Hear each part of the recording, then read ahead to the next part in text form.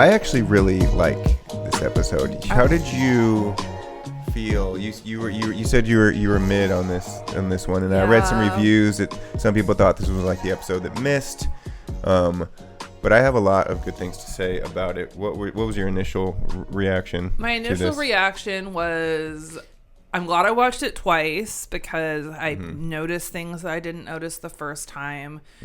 They did a really good job of explaining cryptocurrency, like the methodology of it and why it's completely fucked up. And they did a really good job of, like, in plain English, explaining that the FCC is lost its freedom of speech. They kind of set us up, but they, like, in plain English said it this time. They brought the whole gang out for this episode. Yeah, I liked on second viewing the old person home motif, like the idea that the kids were in retirement because they basically don't have a future. That was interesting. That the old folks have been put out to pasture and they would have been the ones to, like, uphold the current sort of zeitgeist, I guess. Like, we have a heist of the zeitgeist. Well, the old folks are also the ones that got us into created all this mess. Yeah, but they created a world that turned into this. Right. They didn't create this world. This is how it evolved. And they well, they carried water for it along the way. Right, but they didn't understand. It could be argued that they didn't understand what they were carrying water for because they're just dumb. Like, well, socialism wouldn't have made sense back in the 80s. I mean, we've always been a socialist country. Not in the way. Want to talk about that? We could, but, like, I'm just saying, it's like the way that we've been socialist and we've been capitalist, right? Like, So I'm the greed of the 80s was so individualized that I don't think people.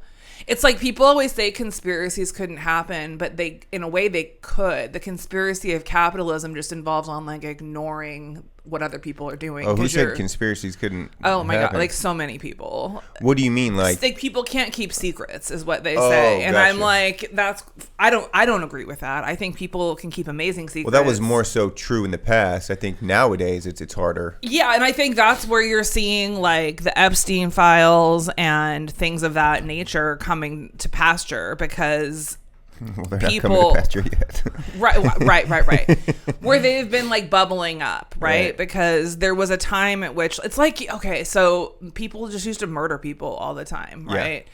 And then it was like, oh fuck, if you murdered someone in the 60s and then, like, the late 80s they found their DNA, like, you could actually, like, you thought you were home clear, but now it's like this cold case they could just, like, fucking nail you for it. And that's how I feel about what the internet is it's like the world was a cold case and people are just sleuthing the fuck out of things they have interest in. Well, that's the irony to a mass surveillance state and world and universe, is that it does technically, or it can and does, prevent people from committing certain crimes because they know that they can be found out or they're being watched. Yeah, well, tracked. I used to be I'm still obviously not into, like, blanket surveillance, right? I think but I do think, like, in the same way that there's cause and effect in this world, like, if people behave badly and there is a reason to be surveilling people, that's not to say that all people should not fall consequent or, you know, should have consequences for that.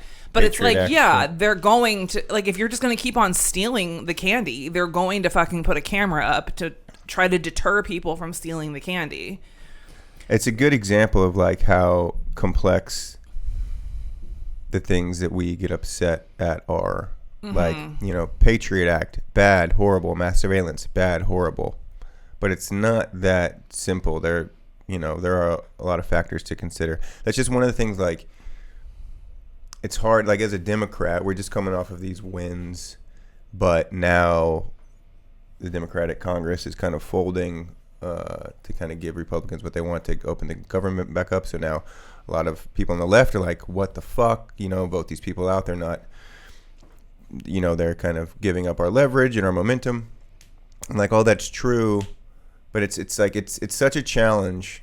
My homeless friends will be able to eat this week. Right. And I understand that, like, to some people this is a political game and that we should be waiting. Well, not game. I'd say battle, like a legitimate battle and a fight. I think to some people it's an actual game too. Sure. But you're absolutely right. On like the front lines, it is an absolute battle. But I think because of that, it's also like, I have like friends that are straight up homeless that eat at the shelter and like to have snacks, right? Because they're hungry people walking around all the time.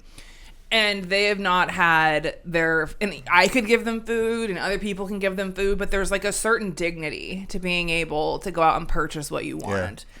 And I think that I agree that it's not necessarily a good look for Democrats, like the passing or like the agreement with this. But I'm also like, bro, they like, and I hate to even say this because I know Trump is just like stoked that people would even be having these points, but it's like like people have not been paid in months. Like I have to go to my mom's like social security appointment with her, and those people are working for free right now. And it's just like, there are things like that where it's like someone had to fucking budge, and I'm sorry that it had to be taken to like, what really is the sad thing is that it had to come to this, conclusion, this level. And all these things speak to bigger problems that, in my opinion, generally the left is correct about. They have to do with funding social services, taking care of the lower and middle classes, of course, that Republicans seem to like pass, well, be against and still kind of survive while being against it, which is a miraculous thing that constantly needs to be explored too. But do you mean like they survive because they benefit from these policies, but they still vote against them? I'm saying like they like kind of openly support, or they openly don't support policies that would help the middle and lower classes, yet they still get a lot of middle and lower class votes. Oh, okay. I see what you're saying. Yeah. I think we're good on that. I don't know. I like the rambling. It's good. They're just the last ramble. Yeah, please, you there go. There was this. It's all over TikTok that this woman was calling churches. Yes. And asking if they would like help feed her hypothetical baby. I mean, she was presenting it as her real baby, and many of the churches would not. To which I would say, like, big fat shocker there. Like, I thought this was 2025 and we like knew this to be true, but apparently we had to rediscover that like churches look out for their own, if they even do that. Sometimes like I don't even know what to say to that. It's like, yeah, dude, these churches are not like for the people. And like this person made this point of like, if the churches were working, we wouldn't have like hungry people. Right. If the churches, like if the system was working, like I'm all about God and all that, but like I don't think that the churches as they have like shaken out in modern times are necessarily like doing what all they can do. And we Christianity and Christian conservatism being such a big theme of this show. Yeah. They don't touch on that directly at all in this episode, but we're getting into the poltergeisty stuff. We've had some seances in episodes past. There is like a small, I don't even know if it's a nod or I'm like projecting, but with the woman with the hat, the painting, the painting itself was like, when Matisse presented it, was like it made the conservative art movement like clutch its pearls because it was so different. It's like it's kind of animalistic. I think it's called like fauvism, and it like means like beastly. It's something like that. Anyway, so there's sort of this way that like I think they were using the spirit of this, like what it was, the White House, like being released and haunting the current administration. So I haven't set up anything yet for this show. Yeah, okay, so we don't have to, we can cut all that out. But I love this. This is exactly what I want to talk about. Okay, this is season 28, episode 2, and I'll get to this in the intro too, maybe. Of South Park. It's called Woman in the Hat. So after watching it, I pulled up a few references that may or may not be relevant. One of them you just mentioned. It's a painting called Woman with the Hat, painted by Henri Matisse. Is that the Matisse? Matisse. Okay. It's hanging in the San Francisco Museum of Modern Art, which I went to a couple years ago. That was phenomenal. And thank you for providing some context to that painting. Can you repeat that a little bit? What you just said. We talked about fauvism and like the beastliness. Okay, so I am definitely not an art historian. Right. Yeah, I've been in looking up this painting, I realized that it was so when this painting came out, it was like a real turning point in modern art, because up until then it was kind of like realism, and if the woman was in a red dress, you would paint her in a red dress. Well, this woman is like in very broad strokes. It's not like you can get the impression that it's a woman, but also it's not like a direct copy of her. And the color. So evidently, when she posed, this is Matisse's wife. When she posed for this painting, she was wearing like a black corset, and so he was projecting upon her like a symbolic sort of rendering of what he sees. So it's about the eye of the artist, and so it really kind of like for whatever among the wild beasts is what that means, the fauves. So fauvism is the style, because it's the broad strokes as opposed to like the linear detail of things that preceded it. It looks unfinished. So yeah. You're the best. I love how you're like, I don't really know anything about it, and then just ramble off like. Well, I mean, I just listened to like a little thing about it, and it just made sense, because I have a teensy bit of art history. But okay, so we can incorporate that, and this is why I love that Trey and Matt are working with Kendrick Lamar on this film that's coming someday. I don't know when, and hopefully they're busy right now. Yeah. Because these are the two writers / artists that take me down these like academic reference rabbit holes more than anyone else. And often it's like, even with this, like, did they mean to allude to this Matisse painting? I think they did. Okay. Because it doesn't make sense to have it just like randomly called The Woman in the Hat. Okay. Right? And then also they are artists.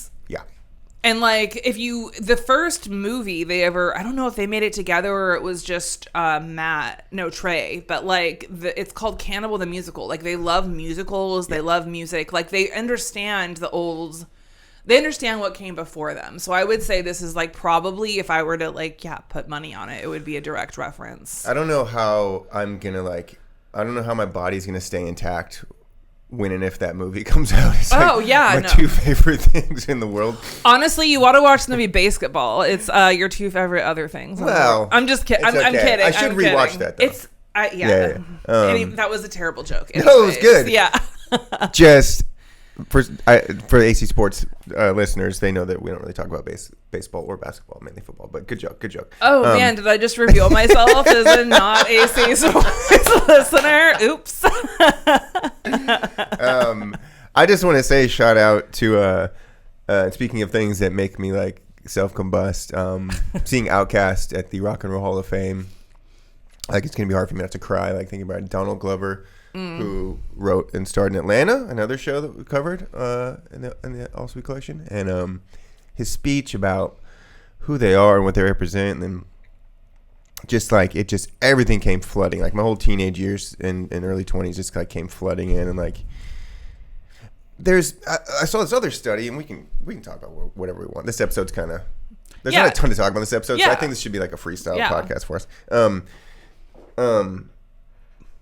I saw this study about like, or just a post about why we feel connected to singers when they pass away. And there's like some real science behind it. And this emotional attachment we have to singers, it can apply to actors or writers or other types of artists. It can apply to politicians sometimes. Obama's on the wall here. I mean, there's an element there. And that's obviously what we see in the sycophantic world of Trump is this like admiration for this person you don't know. Yeah. This love and the desire and devotion. Say?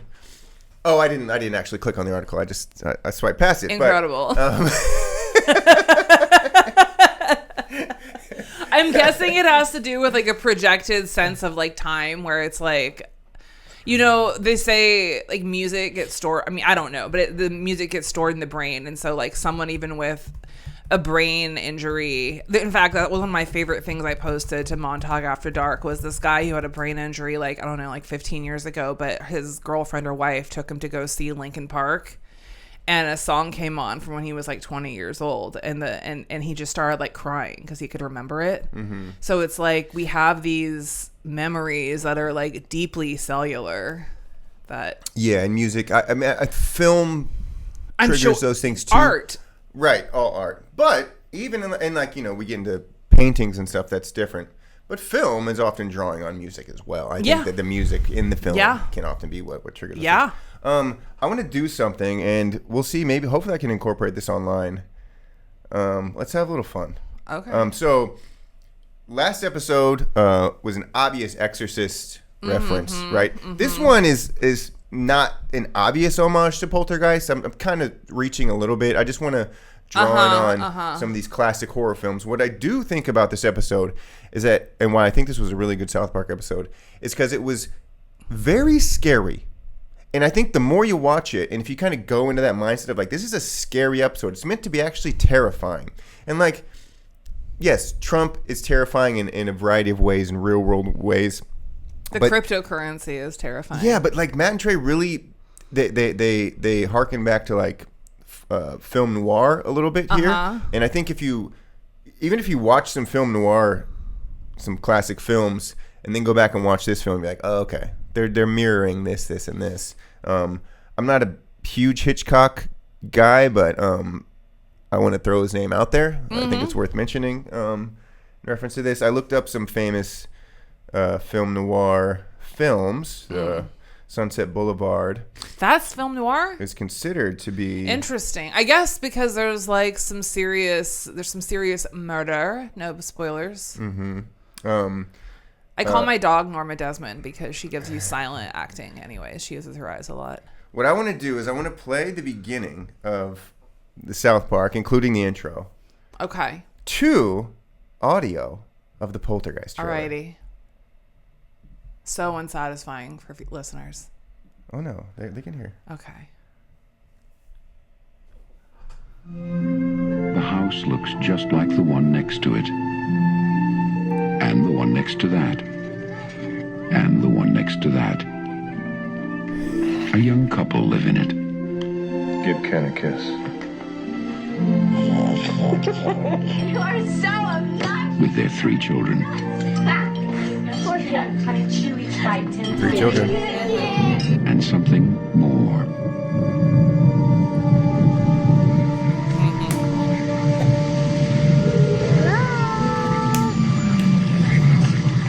They're here.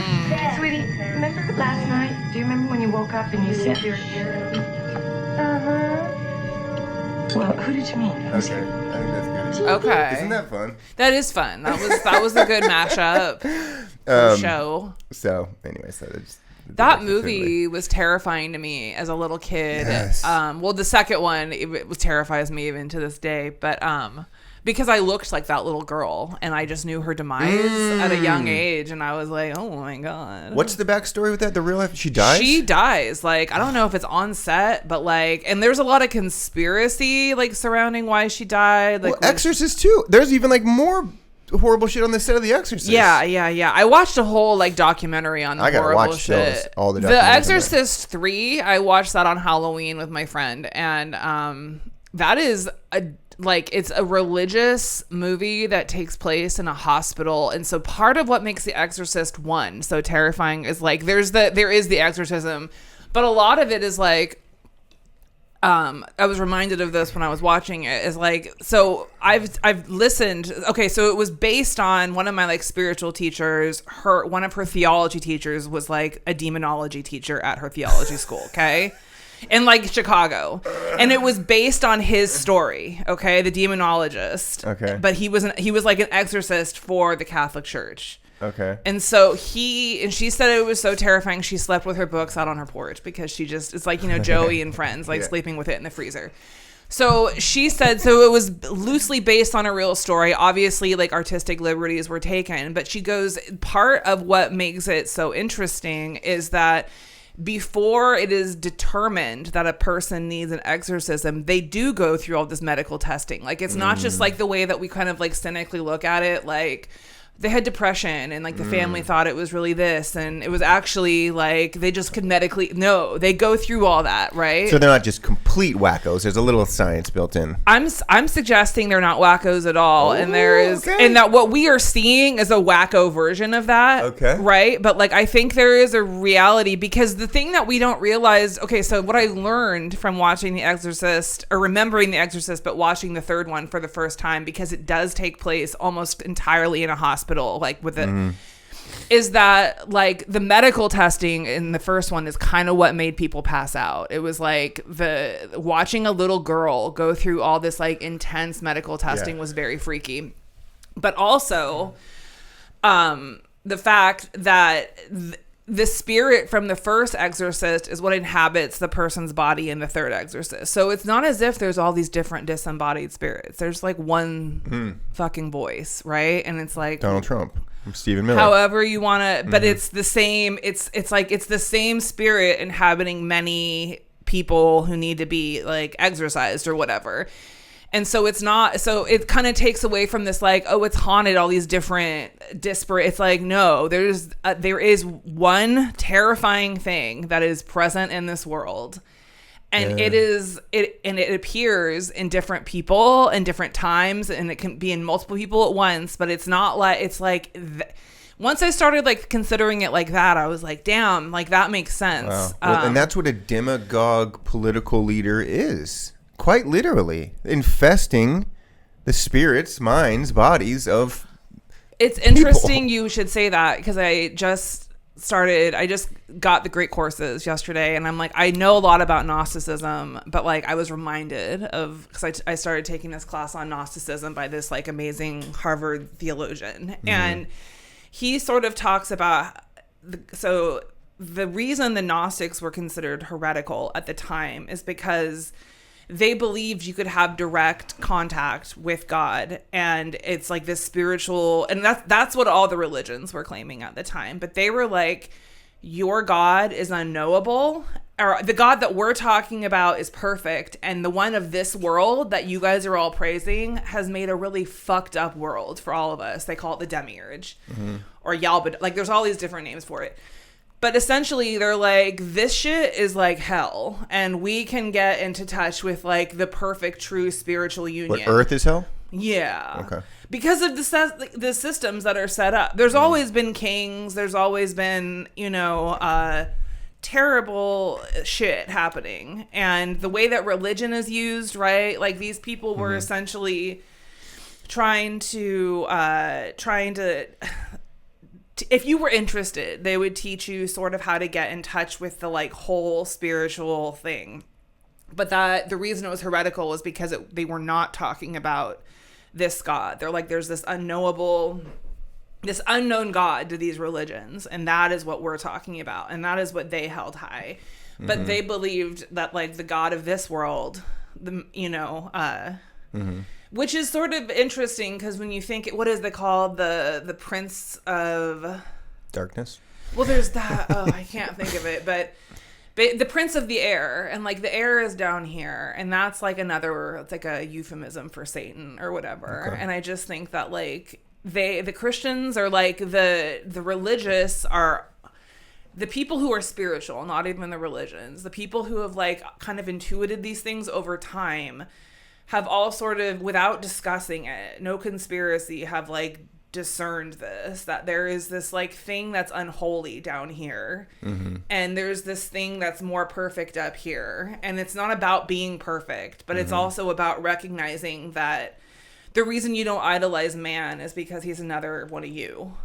And the reason, and even though you may not know God, right? Like you go, at least that is like there's something higher than you. It doesn't have to be like a person. It can be like whatever, but there's just like, there's something to strive for. And I just think it's really interesting when we combine the ideas of The Exorcist, which is like this earthly spirit that's like speaking through people. And a lot of horror movies use this motif. Now, whether or not it's because they're like, they just like get this, or because they're like copying each other, right? Like over time, they just think it's a good idea.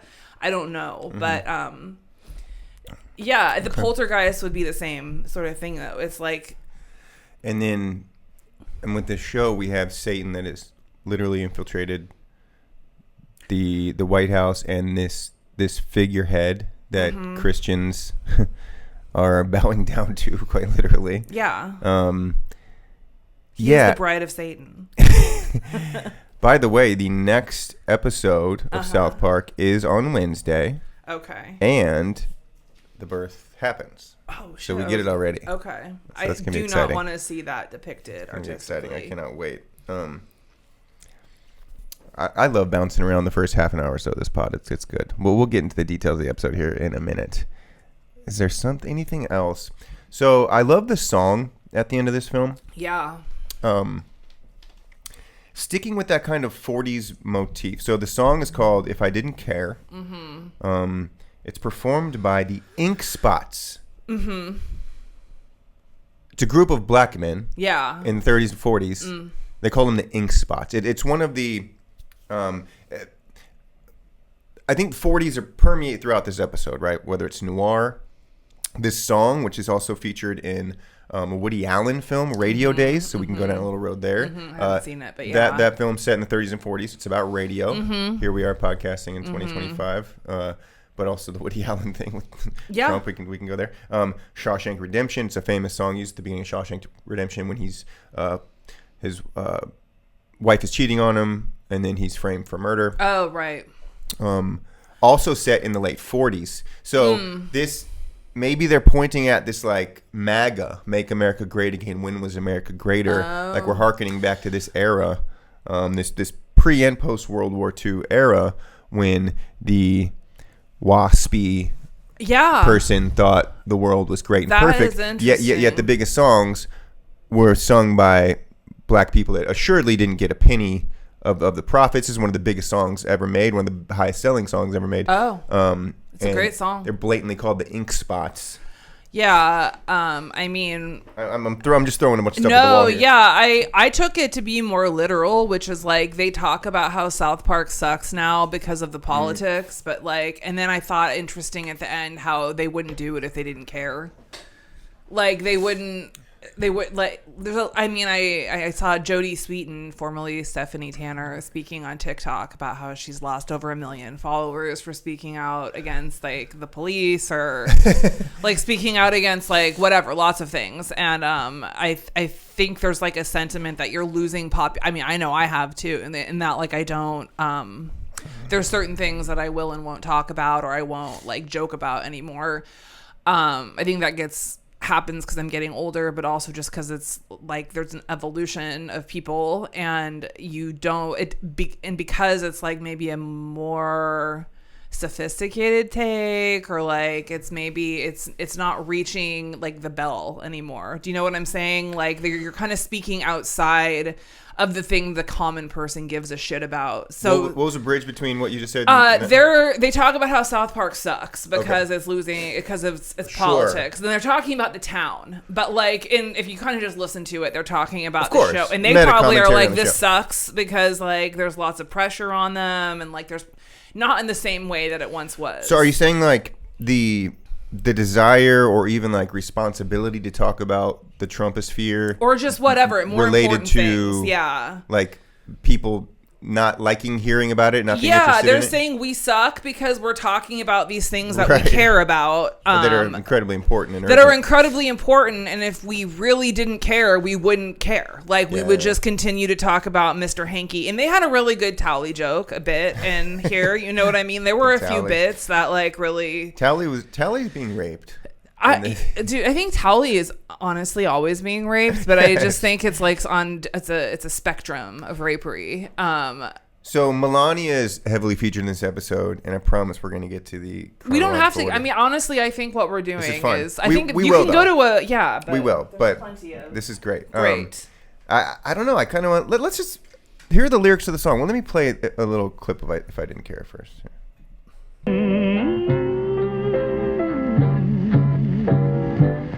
if I didn't care more than words can say. If Original video is beautiful.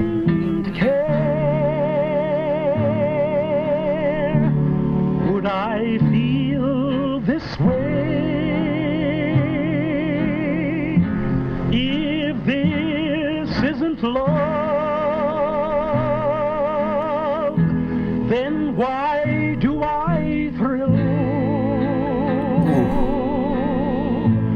And what makes my head go round and round while my heart stands still if I didn't?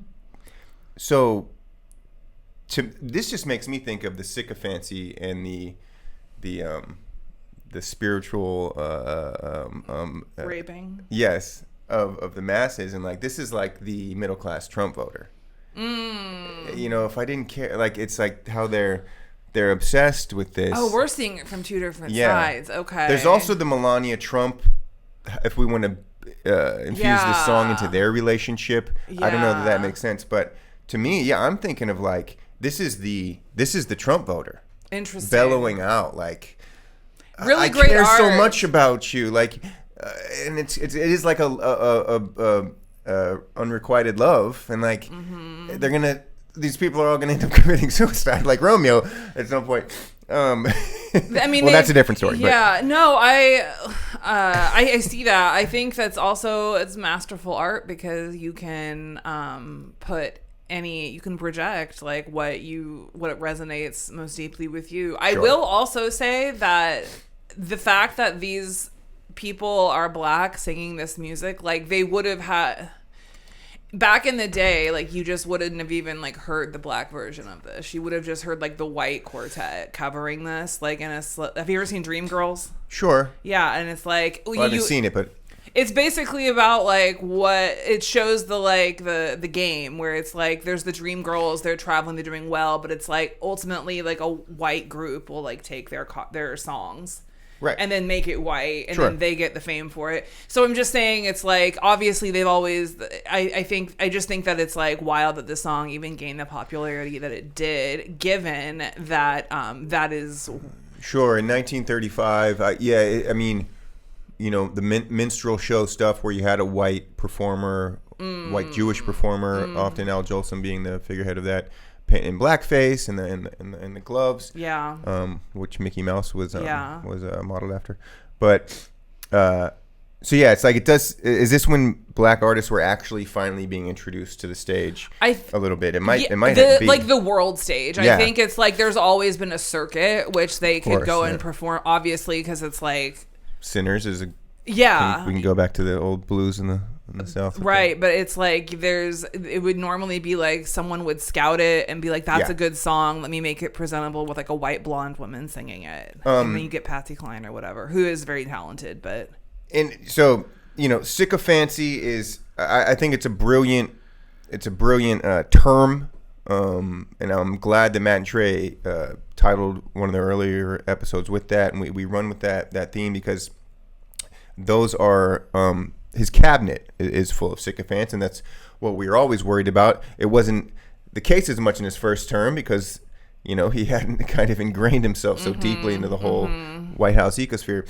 And this second time around, it's just pure sycophancy working for him. That's what we see in this episode, and we're going to talk a little bit about each of these characters in his cabinet. The lyrics, I just keep going back to these. I mean, I think we're good on that. Let's pull up. They're just so applicable to everyone in the cabinet. Okay, so the cast of characters. We can spend like 30 minutes on all this.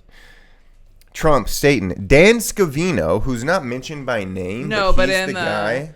He's in the captions. Oh, is he? Okay. They mentioned it's him. And he is the person who runs Trump's social media. So he a little underrated in terms of his like malevolence his actual toward the world. page or like Truth Social. Everything, I think. Got it. Okay. Yeah. I mean, he you know. Yeah. Yeah. Everything goes through him, and there are other I saw one clip behind the scenes of there's like a woman typing on his Truth Social, and I think Scavino's just kind of always in the room saying what should be posted. So Trump isn't making all those unhinged posts, or do you think that is? None of them. He's there in the room, and he's just probably like he's like, yeah, okay, that sounds good. Yeah. That's crazy. Or I'm sorry, I take that back. He'll say something, right, and then they'll just kind of refine. Got it. They're refining it is wild because it's Oh, you didn't know that? No, I just figured that was him tweeting at 3 a.m. because they're so bad. He never types it. He probably has really bad arthritis. There's a woman. Oh, nice. Doing it for him. Of course, a woman doing it for him. Just like Pam Bondi, who's a big part of this episode. This is the first time we see her. Yeah. First time we see Stephen Miller. First time we see Dan Scavino, I think. The other characters we've been previously introduced to are Peter Thiel, who's not a part of the administration, but is de facto. He has a close relationship with J.D. Vance, of course, who's a vice president. Other characters we've seen that we see at the very end are Kristi Noem and then the FCC chairman, Brendan Carr. So those are his cabinet of sycophants that are in love and to whom these lyrics apply, in my opinion. So the East Wing's being destroyed. That's I don't think that they care. I don't think the people on the right care. I think that the East Wing's being destroyed or has been destroyed. No, I don't think they care about. I think they care. Okay, they care about. They don't care about ideology. They care about power. They care about themselves. They're like a true reflection of the '80s on crack. Right. Like interesting. And then also they. But I don't think they care about. If they cared about anything, it's not even about Trump. They care about winning. Yeah.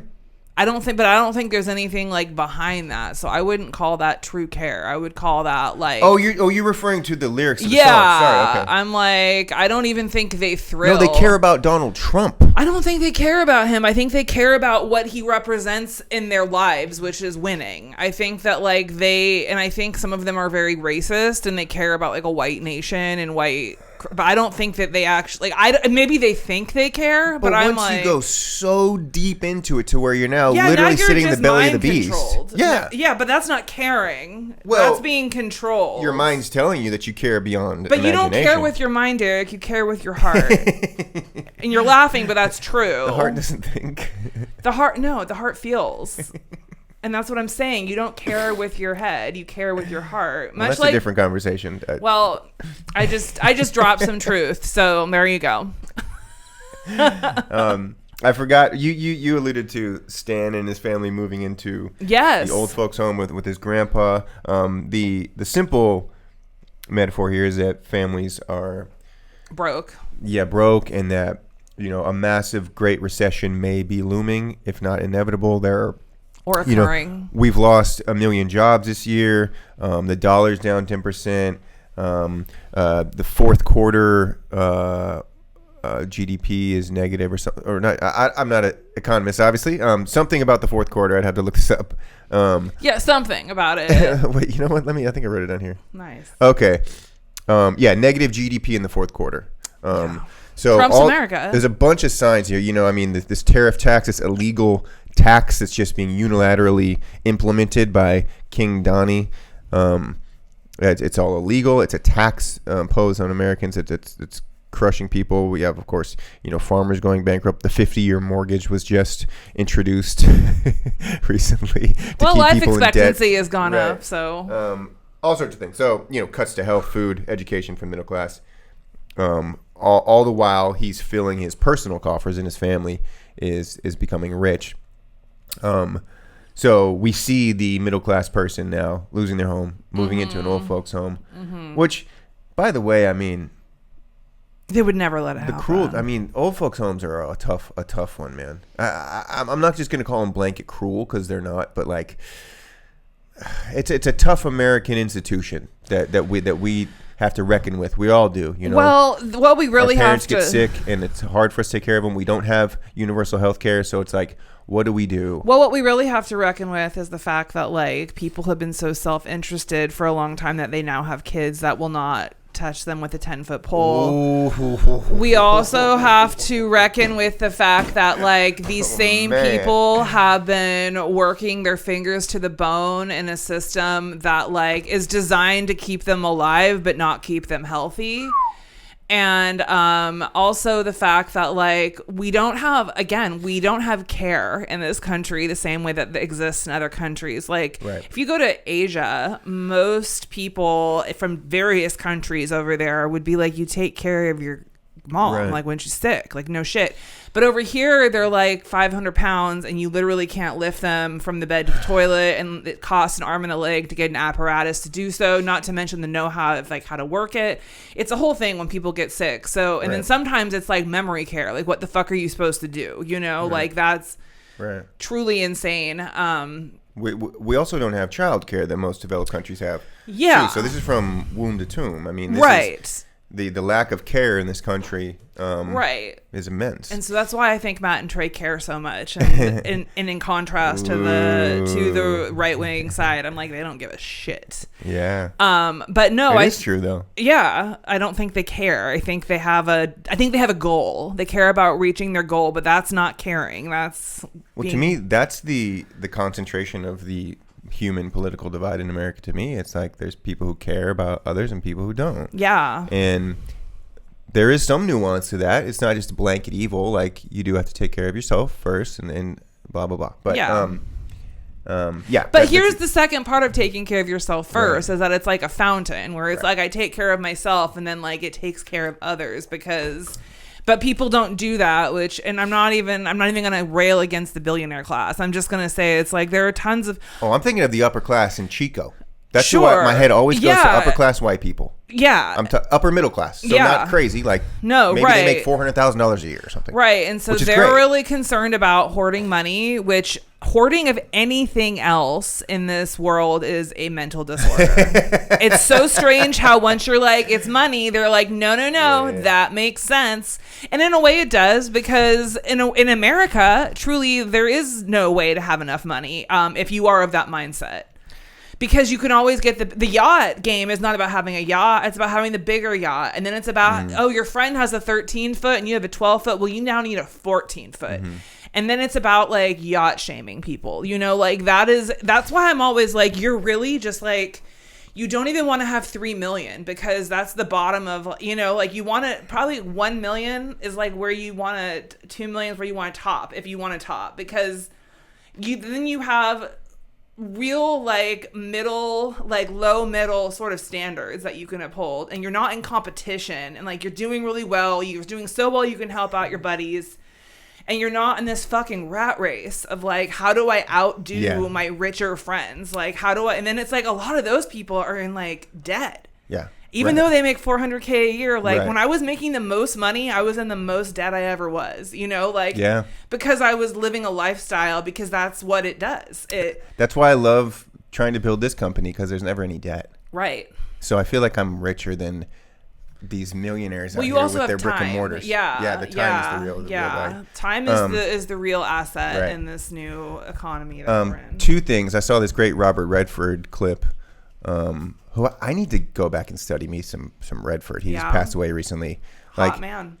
And like he was just like, I love seeing people speak from the 70s or 60s that are saying the exact same things that I'm thinking and saying without having ever heard a word from them before. So it's like, oh, we're dealing with like these minds, like nothing has changed here in this country. That's okay, but nothing has changed ever, right? Like, well, America's a unique place in a way. Okay, right. But I'm just saying, as far as like the evil of this world, like in The Exorcist, it exists on this one level, and it's like it goes from one person to the next, nothing changes, and it's like the wisdom of the Gnostics. Like it's like I said.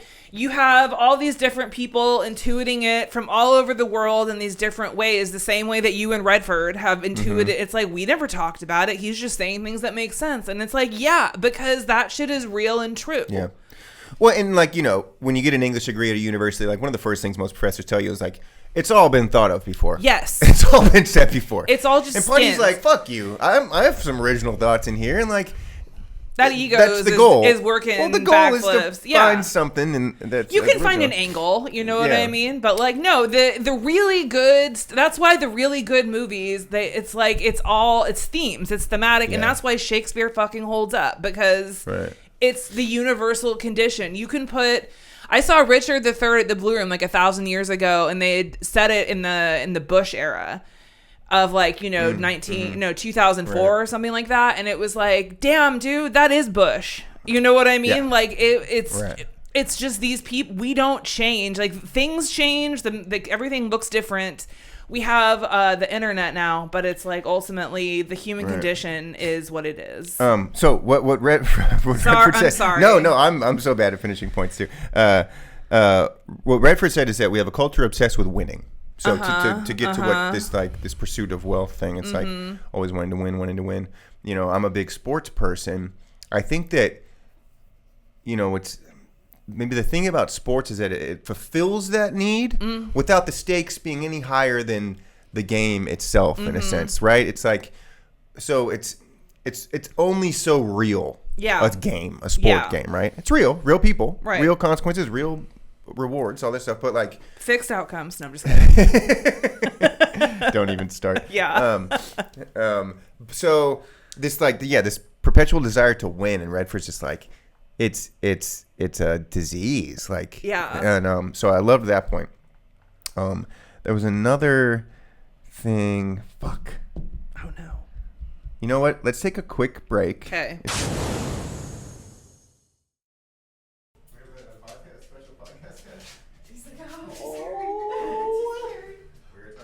You shy? Is your baby talking the whole time? Oh, hi. No, that's the wrong response. I'm a new face. I'm sorry.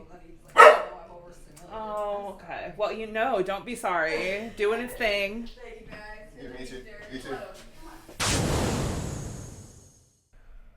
The thing that's so crazy, sorry, I'm going to totally derail you about the healthcare thing, is it's like, if you pay for healthcare, you don't even get. It's like you're subsidized so much by other people. It's like junk mail, right? Like junk mail offsets the price of mail so much. So like you're paying 80 cents a letter now for it to be mailed. Mm-hmm. But like you would be paying like $3 if we didn't have junk mail. So if you didn't have those people in there, like with Medicare and all the people that are like helping absorb, like it like absorbs a lot of other fees. So because there's less people using it, anyone who's like legitimately paying for it, it goes up.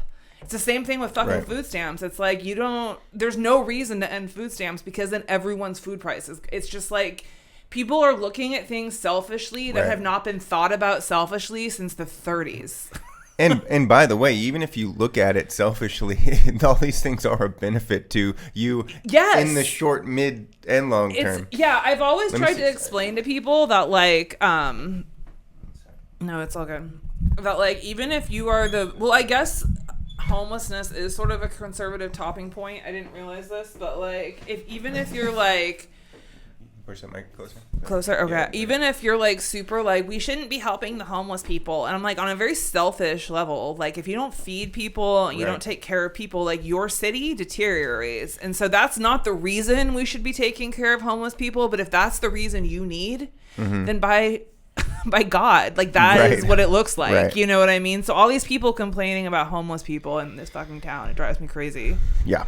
I agree. We have a really so the other tangent. I'm like a part of a group at Butte County something. And it just like, because the comment section was like popping, I'm surprised I didn't see you in there. It was about Prop 50. I've kind of retired from That's nice. That's nice. Yeah, no, Facebook is worthless. But I got to give you a story from in my messages. Oh, okay. Yeah. No, keep going though. Oh, but I don't even remember what it was about. But I'm continually shocked by how like right wing Chico is, because I grew up. My parents were both teachers. College, did theater. Like I can like all my parents' friends are obviously like voting blue, and so I just like thought like Chico's like a blue city because of like California's blue. Oh no.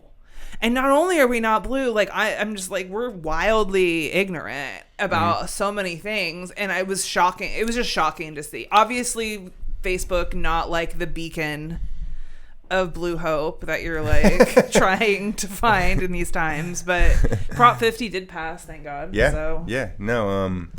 Chico is now blue. Reading is now blue congressionally. Thank you, Trump. It's incredible. Amen. Yeah. Yeah, I was, honored to be welcomed onto the board of I think it's the biggest Democratic political action committee in Butte County. Nice. And so involved in canvassing and town halls and whatnot, and then so to win a couple months after that it feels nice. Yeah. But it doesn't feel nice because you won. It feels nice because of the things you stand for. Yeah. Right. Okay. Well, no, on that note though, I didn't feel there was never like, fuck yeah, we won afterwards, even though we crushed. Yeah. And I think that's really important. And it also speaks to a difference in these two kind of personas, if we're going to make this binary, which we do in this country, is that this isn't a fucking sporting event. We're not in this to like gloat. Like, we won. You're like, not. Yeah. I feel like this happened, still completely sober, moving forward. There's still so much that has to happen. And by the way, even if this is... just about having the ability to have free and fair elections. It all comes down to that. As long as we can do that, you know, we'll win. We'll win. Even if we do win in 2026, which we will, as long as elections are allowed to be conducted. Right. We will win in 2028. Truly. Even at those points, it's not going to be like, woohoo, we're good. Like, not at all. There's always work to be done. Yeah. And like, so that's an important mentality to have. And you look at this White House and like the ballrooms and the Gatsby parties while people can't eat, like it's while the Epstein files haven't been released, and you have like naked women in champagne glasses, like this like celebration of it all, like we made it. Like, no, dude, you made it to the belly of the fucking beast. I think that's interesting. That's a good point, because once Trump got in office, they were like, we won. Like, definitively, like, the work is over. And by the way, it's impossible for us to lose, but sorry to cut you off. No, that's okay. Yeah. I just think that's an interesting distinction, because I don't think I've ever seen a political party be like, cool, we did it. Now that's... Right. Like, there's no substance there. It's just about winning for them, fulfilling that... Unbelievable, that devilish void. Yeah.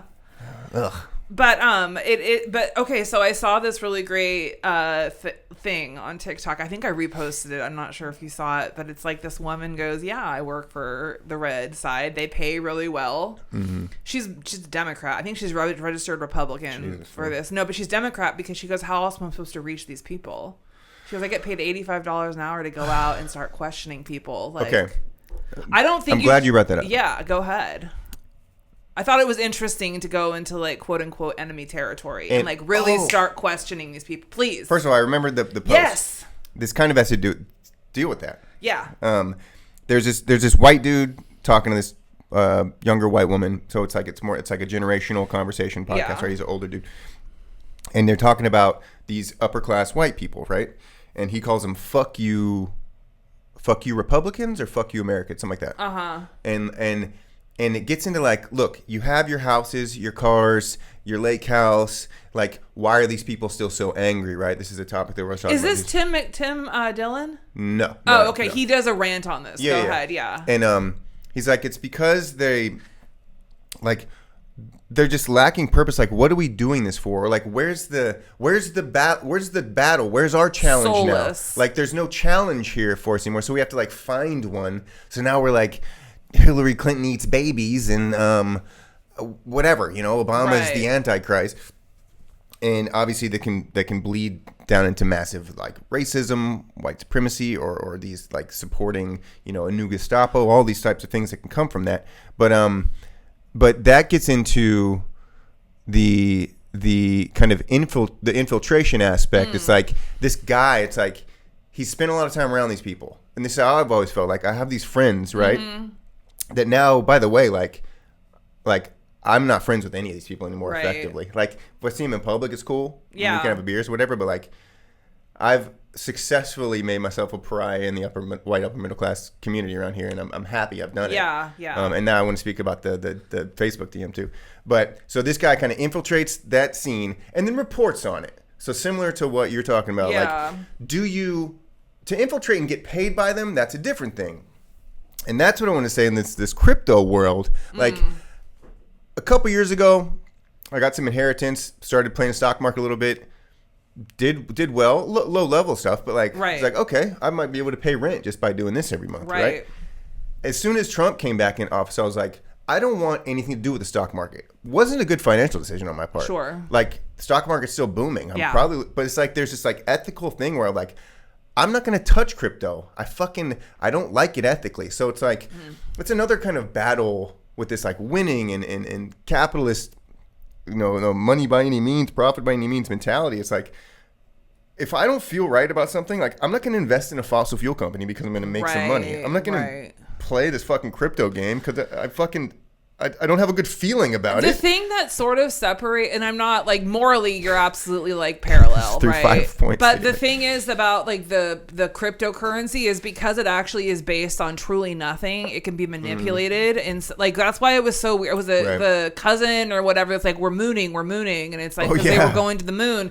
And I remember watching what was it? Can you just refer to what you're talking about? Oh yeah, in South Park, they had created the cryptocurrency and they were going to manipulate it essentially by getting Donald Trump Jr. to like, I don't know if like sanction it or talk about it or something. And so in doing that, then they could kind of manipulate the markets, and so they could get in and dump it, because right after you get it really high, you want to dump it and totally devalue it, and like 5 people make a ton of money and everyone else can go fuck themselves.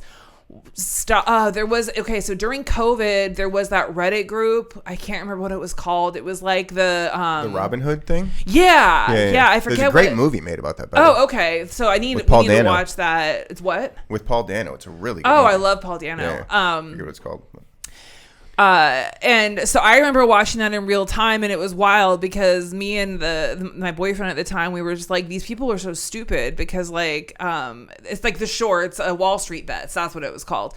And it was like, you don't just having enough knowledge. It's like they're gonna get fucked. Like 5 people are gonna make a ton of money, then everyone else that's like cashing in their 401ks and like putting it on red is just gonna get messed. And I had a friend that made a ton of money on Doge in the beginning, and he was like a broke dude, and then he ended up like going crazy and moving to a different country. But like, good for him, you know. Sounds like a great life.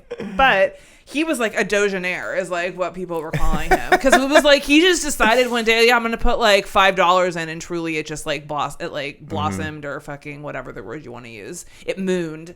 And so it's a highly malleable market, and because it's based on absolutely nothing, and like it is I don't even have words for how disgusting it is that Melania and Trump have their own coins, and like we are in like Hawk-Tua coin, and like which is like such an old thing at this point, but it's like all these people, you can have a coin, you just have to know someone. She's a good example because she just blatantly kind of dumped. She didn't know. Right. Where at least there's, sorry. No, go ahead. I mean, Wall Street crypto. I mean, yes, Wall Street trading is based in real companies and real. It's just one person equity, can't manipulate it. But the whole thing with that, just like the simple kind of stepping outside and analyzing Wall Street. Oh, it's... Robert Downey Jr. has this really cool clip from the 80s that he goes in, like he kind of goes on the floor and comes out and he says these fucking amazing things about how horrible the people are in there. But it's just the concept of like making all this money without doing any actual work or labor or creating a company. I mean, you're creating a investment firm or whatever these things are called. Brokerage firms, I don't know. I love Robert Downey Jr., but I do believe he was an Iron Man, which was like totally funded by Disney. And I'm just gonna say, and it was a Musk precursor. Yeah, I'm just gonna say, was in those movies. Like it's really easy to throw stones until that like $1 billion check is in front of you, and then it's like, where are you? You know, like in the '80s when Robert Downey Jr. was like starring in less. When he was a star, but he wasn't demanding the paychecks he's demanding now. God bless, by the way. Like, please go out and make your money if that's what you want to do. But I'm just saying it would be crazy if you were making millions and millions off of the internet and like we were sitting here shitting on crypto, because it's sort of like although they're two totally different beasts, it's also like, well, there's a person that's like picking fucking bananas right now that's making like 10 cents an hour. You know what I mean? That's like, there's like this striving for this nobility to not profit in unethical ways while you're in America. Well, that right? would be your thing. I think that's very amiable, right? Like, that would be great. I don't think that's that is winning to you. Right. And I think a lot of people winning is just straight up like, are my kids like am I in my Escalade? Like, am I driving my Range Rover to drop them off on time for school? Like, do I have is my hair blonde enough? Like, do I have the mega face? Like, there's all these winning. That's sort of a beautiful thing about America. And once you get into the details of it, it's grotesque. But it's that, like, winning can look different to so many different people. That's the dream. This is the most chaotic episode in the best way. I love it. Yeah. I love it. It's crazy. It's good. There are going to be some good clips, at least, I think. Okay, I just love how we haven't really even bothered to go through the episode. That's my job. No, it's good. It's good. I'm just going to list off some things. We have touched on a few things from... We talk a lot about, I think, like the Woman in important things. We have, yeah. And it's nice to actually just not go through chronological order. That said, let's close out the episode by listing some things that happen. Okay. People are afraid to admit that South Park sucks now. They say all these Gen Alpha kids are just sitting here and watching it happen. South Park attempting to go after Gen Alpha a little bit here in these last couple episodes. I don't know if they're going after them so much as they're just like, this is the consequences of our actions. Oh, okay. Because it's like, they're kids, you know? Like, we created this world. Right. Like, we are to blame for this as well. Yeah. 750,000 people joined the South Park Sucks Now subreddit, I think. So then the obvious instinct there is to create a crypto meme coin. Yeah, just the concept of a crypto meme coin and how this is like the serious thing that creates millionaires and billionaires is so insane. I would say an unserious thing that creates millionaires and billionaires. Yeah. The dark White House, the new bathroom that Trump posted about 30 times, his luscious new bathroom, is he is such an illustrated old man. Here. I know. Towley, Melania in the mirror. So we have Melania that keeps appearing with her hat over her head. That gives us that she's the evil spirit that's infiltrating Trump's life. I love how gay. I think it can't be overstated how gay, like, obviously Trump is in this episode, but Don Jr. too has this kind of stereotypically kind of gay persona too. I like that they're narrowing in on that because, like, Trump he clearly hates women. Melania, by the way, an immigrant that came here, I think through Epstein, as like a pay for play, right? Whatever you want to call it. Honestly, that's the American dream. And she got some visa that was like a genius visa or something like that. So just she is a genius. The pulling of strings by the wealthiest to get whatever they want. There's the obvious irony in both he and Vance's wives not being born in America, and then them rounding up people who weren't born in America. Had some bizarre quote the other day. They asked him about like their religious differences or whatever, and he's like, and then God will bring us together ultimately. And I'm like, yeah, because God is bigger than religion. Is that what you mean to say, that God will bring you together because your religions don't matter? Anyways, he was saying some shit that I don't think he meant to say. I think on like some very surface level, he's like, my God will bring us together, but ultimately not what he said. Anyways, we have a new character. Kyle's cousin on the East Coast. Yeah. He's like their crypto broker. I love that dude. Yeah. Speaking on crypto, you never pay anything. All you do is profit from it. Yep. Stan, I think, mentions they're kind of throwing out like, slogans or whatever, phrases to try to get people to buy their coin. This isn't about a coin. It's about a movement. This is kind of the classic Thelian Silicon Valley like pitch, like this just like hollow, like we're doing something grand and bigger here that you can't see, but it's worth trillions. It's about consciousness. Yeah. This is all bullshit. Yeah. Crypto corruption at the White House is off the chain. It's about connection. Right. Yeah. Paranormal investigators come to investigate the woman in the hat. Stephen Miller, who we haven't talked about yet much, he plays that.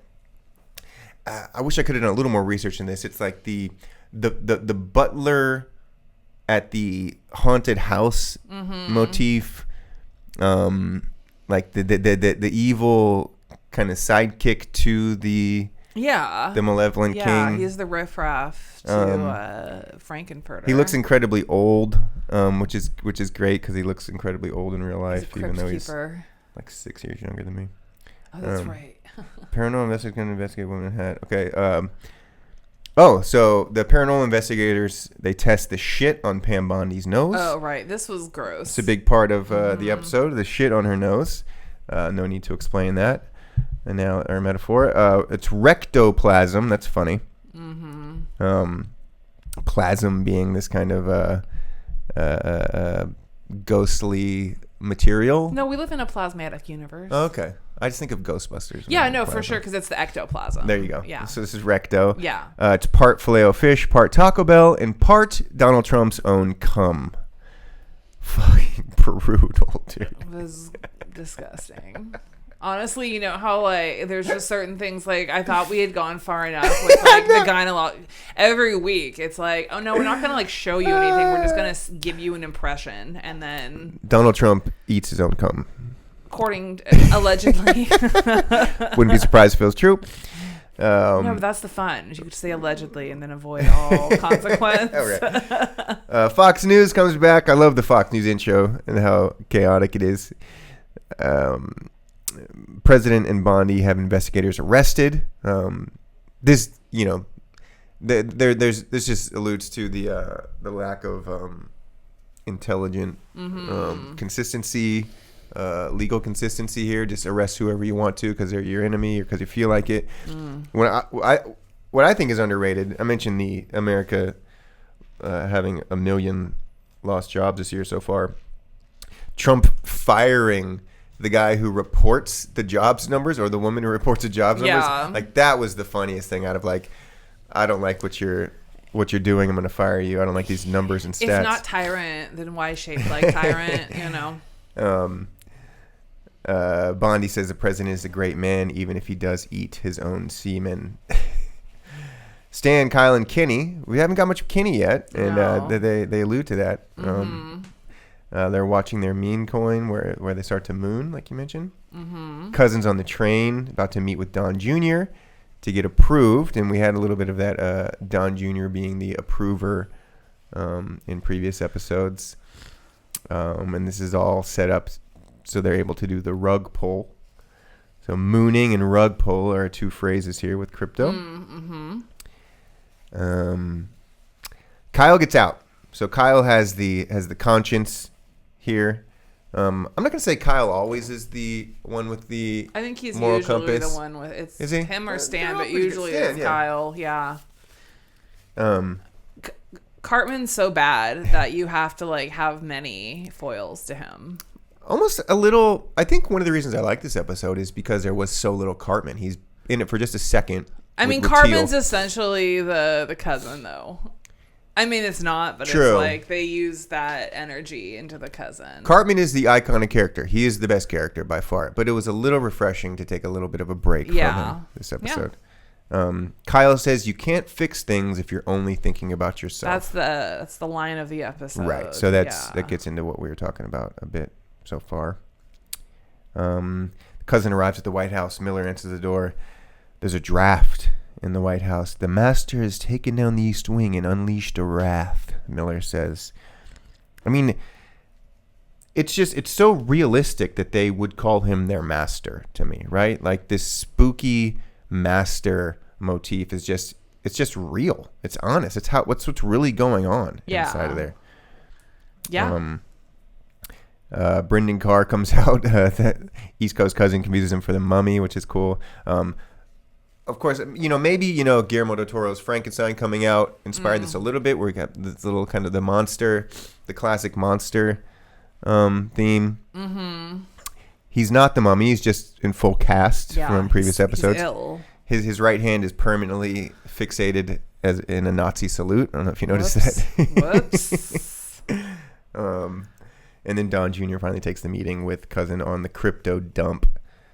Pam Bondi comes in, needs everyone to gather in the dining room for a seance to confront the spirit. Is this the second seance we have after the Labubu? I want to say there's been I don't think three. it was a seance in Labubu. I think that was more of a summoning of demons. What's the difference? A seance is like you are just trying to make connection with the spirit world, and a summoning would be like you're creating the conditions in which like you can now get demonic assistance. Oh wow. You really know your stuff on I do know on a little. I demonic know a thing spirits. or two. Well, I like the spiritual realm. What can I say? Their price in crypto, their crypto token is going down now. Oh no, time is of the essence. Chrissy Nome finally joins the party. She's at this table with the whole gang, the whole Trump gang, for the seance. Mm-hmm. Melania appears. Pam Bondi starts to blurt out deception, Epstein. So Trump not only ran on Epstein, right, like trying to release the files because he's an idiot, but also like for everyone who's like it's a conspiracy, it's like they literally dethroned Prince Andrew. They were like they took away his title because of how real it was. So just saying, it's like it's very real. It's had actual real life consequences. Just because we don't acknowledge it over here doesn't mean it didn't happen. Mm-hmm. Virginia Giuffre, I think she's passed now, but who's that? She was like the woman who went out and spoke out, like again, because she was one of the main girls that used to like be trafficked. Yeah, right. He lies, Bondi says, pointing to JD Vance. JD fires back, fucking bitch, Pam Bondi's trying to steal my job. Also, this is not untrue. This is, the allusion to, like, Vance wanting to take over, which is kind of inevitable in a sycophantic culture that you've created, is that whoever's underneath you is going to want to take you out. Yeah, basically, we've all seen Hamlet, though, like, we know how that goes. Gnome's face crawls off. Yes, it sure does.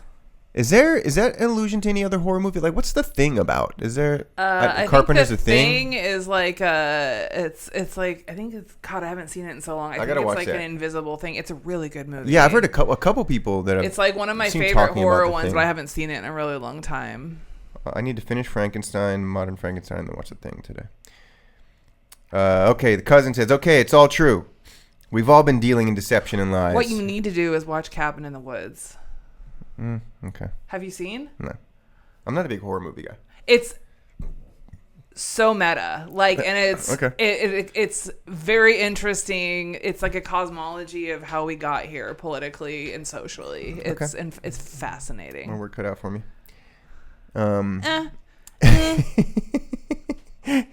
Okay, it's all true. We've all been dealing in deception and lies. So, cousin, like, Bondi isn't talking about him, but he knows it relates to him being the crypto guy, so he feels the need to confess. He gets scared. He's scared. He's terrified. Yeah. Well, it's also like whatever it's like. We live in a culture of deception and lies right now, so it's gonna fall. How it falls. Getting filthy rich off of crypto. We lied and we cheated. Crypto's just a giant money laundering scheme for the rich to get richer. Please don't haunt us anymore. I do like the concept of, okay, have your fun, guys, or be as corrupt as you can be. Like, the chickens will come home to roost at some point. Trump, one of the most revealing things Trump ever said, which is so kind of under the radar, at least amongst his voters and his Christian conservative voters, is that a reporter asked him like if he was going to get into heaven after some deal. I don't think so. The Palestine-Israel deal that was just complete bullshit, by the way. Peace deal. And he just flat out says, I'm not getting into heaven. He thought he was for a minute. Yeah, and then he backtracks into like, I don't think I'm going there. Just to say, that is mind-blowing only because of the beliefs of his supporters. And like to to be such a staunch Christian conservative and see or hear that. That is how you know it's mind controlled, Eric. Oh, because my it's like he God. says, I can go out and kill a man on the street and my supporters will still support me. It's because it's not about what he does. Oh, it's my about how like God. stupid and control. Not even stupid. They've been taken over. Their body snatched. Is essentially. And by the way, one of the things Speaker of the House Mike Johnson always says is like, and this has to do with when he's questioned about the crypto scam or whatever you want to call it. Yeah. Is that he's like, hey, at least what Trump does is out in the open.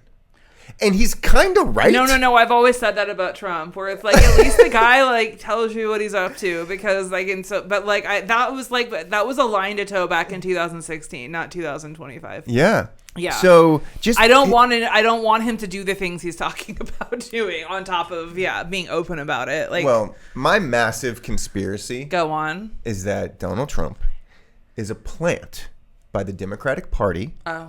Obama, Clinton, et al., who had the real power in 2015. Right? Yeah. And the reason being is that the real power in American capitalist democracy is in the backlash, not in the holding of the powerful position. Yeah. Now, the backlash to Obama was Trump, which was really frantic and didn't make sense. Same with Biden, like all this, the accusations of like what they're doing to America and the state of America. Like it was like a manufactured panic and backlash. Okay. Yeah. Well, I'll just finish real quick. So like if the Democratic Party knew that the only way to make real substantial change moving forward, and we can maybe identify it as democratic socialism, which essentially means the richest amongst us need to be stopped. We need to do something far more substantial to help the lives of the middle class.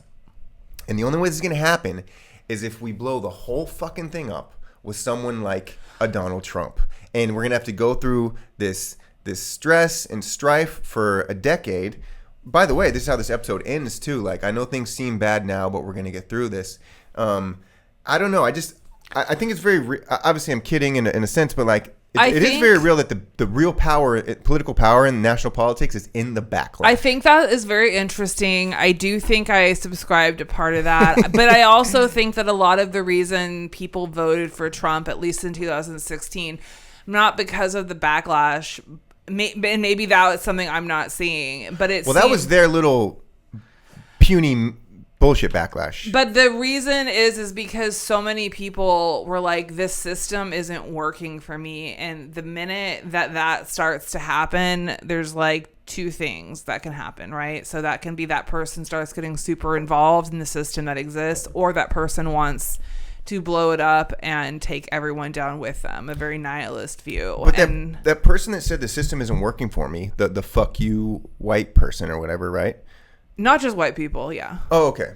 So, but those conservatives that said the system, or independents said the system isn't working for me, or even far leftists, maybe, I don't know. But those people usually just didn't. There were a lot of Christians who thought that this wasn't working for them because this is like, well, that we're not Israel. They would call that the synagogue of Satan, and like that would be like the conspiratorial rhetoric. And then that like we live in Babylon or ancient Egypt, and it's like we're like and that must fall, or like Rome never fell and now it must fall. These are like really common things that are, and those are not those are just people who have like their conservative views, but they feel like they're the people who don't vote. Even they might vote for Trump because he was like, he's going to release the Epstein files, or like, oh, we're going to detonate this dude. But I don't know if that was necessarily controlled by the left. Now it might benefit the left, but the people that saying like, you know, the economic system isn't working for me, the price of eggs are too high. Right. They've now voted to raise the price on everything with tariffs. Oh, see, like, I'm talking about a different group of guys that are saying, I'm talking about like incels that are like, the world isn't working for me. Like I am a very disenfranchised for this particular group, white man. And I was promised a future where I would have a job if I did these things, or this would happen if I did this. But even those people, they're voting against like a $25,000 home credit that Kamala introduced, or small business, you know, like the Democratic Party, like introducing these like financial things to help they them. don't like They're now voting for the exact opposite, so they hurt themselves. They didn't. Okay, here's also why, and I'm not disagreeing with you. They voted for Trump because they didn't like traditional leftism, and they didn't want a conservative. And Trump was outside of the system as far as they were concerned because he hadn't been involved in politics. Even though the guy basically said, he's on fucking record as saying, like, if I would ever run for president, I'd run as a conservative because they're stupid. Like, he's like, that might have been I know what quote you're talking about from like the 80s. I think that might be a false quote. I saw him say, I mean, unless it's AI. Oh, you saw him say it? Oh, okay. Right. Yeah, I mean, and it's possible I got duped. But that would support my conspiracy theory. Well, right. No, but also they've been the libertarians and the technocracy have been like massaging this into the zeitgeist since the internet started because they essentially want slavery. They want free. They don't want laws, and so they're like, how do we get no laws because we don't want to adhere to laws and we can take care of ourselves? Is we want to we want to blow up the government. So I think there were a lot of sides that were interested in blowing up the system. And then I think each side would have taken, not a lot of sides, 2 sides, like different factions that would have like taken, everyone knows how to alchemize, right? They know how to like take the loss and make it even. So like the reaction, like they know how to be like, okay, we can work with Trump because this guy is... Because we just did. Trump made things and conditions so bad that there was a blue wave, right? Like, and if he continues to just like suck, they're going to continue to fucking prevail because. So I see what you're saying. I just think that there's lots of interested parties in watching him be detonated on the American political system. Pam Bondi will continue to indict anyone who says bad stuff about our amazing president. I mean, he is amazing. Yeah, are we on the smaller level, like that they're trying to intimidate the masses into like, don't talk about us on the internet, don't do what we're doing right now on a podcast, right? Yeah. Like, don't you can't post this or say this or the blah blah blah blah. Like there's actual laws passed, like if you are anti-capitalist, if you're anti-traditional values, there's some, I forget what this was a part of, some executive order. Yeah. Where it's like you're now like a terrorist, literally. Yeah. Do you think about those things? In my opinion, like that means that the masses just need to put their foot on the gas even harder if you're going to try to threaten us, like with like, do I want to be dragged out of my house and like not see my dog ever again? No. Do I think in 2025 you're a person worth talking to if you're not on some kind of watch list? I don't know. I think that's what makes people interesting now. But yeah. Okay, let's try to wrap this chaotic I episode gotta up. go. I've had a lot of fun. We finish at the old folks home. Stan is dancing with the old folks because Kyle at the Shady Acres old folks home, Kyle says, I know it's hard to see, but things will get back to normal. We just have to make the most of where we are. Stan then dancing with the old folks to If I Didn't Care by the Ink Spots, and we fade out with Melania standing there in the window of the upstairs Oval Office or White House. And yeah, it's scary, it's spooky, and we end there. It was a good episode. I think that I think it was a fine episode. I think there were real highlights of it. I think that, like, honestly, the references to Trump eating his own cum soured me. I was just like, it was too light outside for me to like resonate with that. But also, I do give them credit for constantly escalating and like raising the stakes on how like disgusting and terrible they can do things with this. Like, I think that's to be respected. And your prudeness is really coming out this season here, Amy. No. I loved what we saw last episode. Like, truly one of my favorites ever is watching him get in the stirrups and seeing his little tiny butthole and everything. That was disgusting and that so was funny. Worse than the cum eating. To me, it's not though. To me, the cum eating. Well, yeah. Like, I'm just like, I don't want to think about that. But and I don't think I'm a prude for that I'm necessarily. Kidding. No, kidding. but I'll take it because I think it's also I watched it at like 9:30 in the morning. Let me close this out with another clip I just saw with Jacob Elordi, who is Frankenstein. He was also in this movie Saltburn. Did you ever see Saltburn? I didn't watch it, but no, I heard about it. So there's this scene where, one of the characters licks come off the bathtub or something like that. And Elordi is talking about how I think it's shocking that this scene cause such an uproar while people are watching like murder and kidnapping mysteries on Netflix every day. Netflix every day. Like, and it speaks to the American, like the Puritan culture of like around sex versus how welcoming we are of violence. Look, just because I don't want to like hear, I know references because I don't want to see that but also like, do I see how many times a day can I watch someone get like murdered in the United States? Like whether in real life, a documentary or a movie, countless. How many times have I ever seen someone lick the cum off of a bathtub? I haven't even seen it. And I won't see it. So like, so you're no, buying I'm not into opposed to it. I just Saltburn's not my kind of movie, but I didn't know that was a part of it. Honestly, I love Jacob Elordi. I'd watch him do anything. So he's my bro. Yeah, no, he's a handsome dude. I watched him like beat the shit out of his girlfriend on that one show on HBO. Oh, wow. Yeah, so I'm just saying it's like, yes, I get it. And I remember one of my professors at Chico State, not a UC, but she was talking about how like sex and violence, right. It's like it's one word. And it's like right. like they're equated together, but like really it's like they're not the same thing. And we have this like bizarre sort of connection between the two.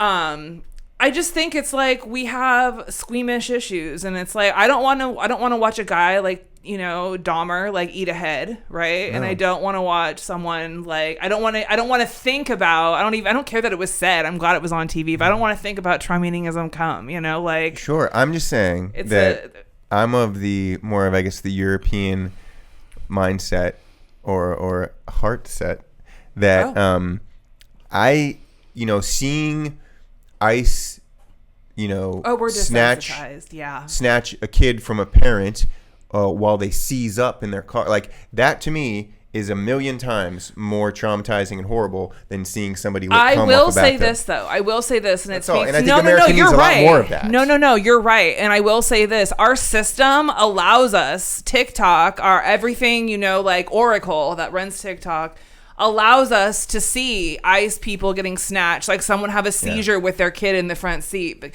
They allow that content. They will not allow the content of a guy licking up his own semen. So we are just not exposed. Like we are truly like, it's like if you're like a white person who's been kept in a fucking cave your whole life, and then all of a sudden you go out to the sun.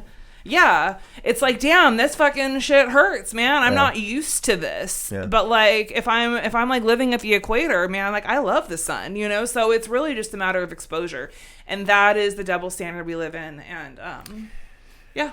Thank you, Amy, once again for coming by, engaging in this beautiful chaos. It is the Living Directors podcast. You can follow us on YouTube at Living Directors, on Instagram at Living Directors. Great job. The Woman in the Hat. We got another one coming on Wednesday. Any final words? I'm really excited to cover Pluribus.